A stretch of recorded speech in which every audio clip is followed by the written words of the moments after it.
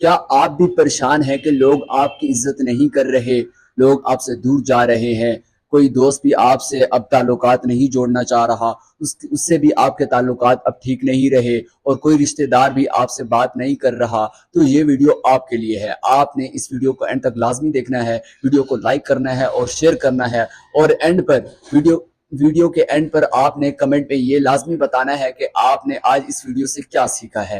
غصے میں یا مایوسی میں کیے گئے فیصلے اکثر غلط ہوتے ہیں۔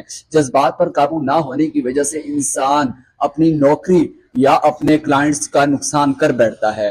اسی لیے اگر آپ اپنے جذبات پر قابو نہیں کریں گے تو ہو سکتا ہے کہ آپ کے دوست اور رشتہ دار بھی آپ سے متاثر ہو سکتے ہیں اور آپ سے دور بھی جا سکتے ہیں۔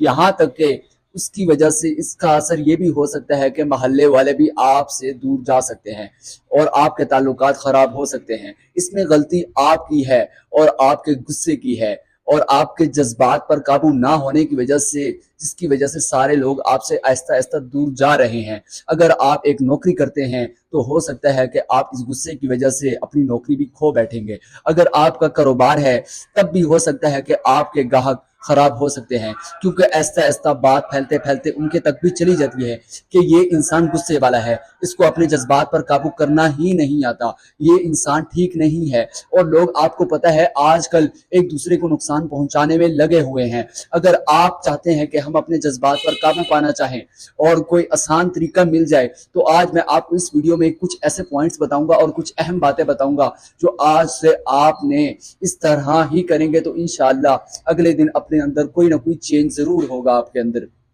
تو میں آپ کو کچھ ایسے پوائنٹ بتانے لگا ہوں، پوائنٹ کو لکھ لیجئے گا اور یاد کر لیجئے گا۔ پہلے نمبر یہ کہ آپ جب صبح اٹھتے ہیں کس بندے سے بات کرتے ہیں اور کس طرح بات کرتے ہیں، یہ نوٹ کرنا ہے آپ نے۔ دوسری بات یہ کہ جب آپ رات کو سونے لگیں تو رات کو یا تو کوئی ڈائری رکھ لیں، یا تو اگر آپ ڈائری نہیں رکھتے تو رات کو سونے سے پہلے آدھا گھنٹہ آپ بیٹھ کے سوچیں، مجھے صبح کون سا بندہ ملا تھا اور میں نے اس سے کیا بات کی تھی، کس طرح بات کی تھی، کیا میں غصے میں تو نہیں تھا، اور میرے تعلقات کس وجہ سے خراب ہو رہے ہیں، جس سے آپ اپنے آسانی سے ہر سوال کا جواب ڈھونڈ لیں گے۔ اور انشاءاللہ جب آپ اس طرح عادت بنا لیں گے تو آپ کا غصہ بھی کنٹرول میں ہو جائے گا اور آپ کے اندر صبر بھی آ جائے گا۔ امید کرتا ہوں آج آپ کو ویڈیو یہ پسند آئی ہوگی۔ ویڈیو کو لائک کرنا اور شیئر کرنا اور کمنٹ میں لازمی بتانا کہ آج آپ نے اس ویڈیو سے کیا سیکھا ہے۔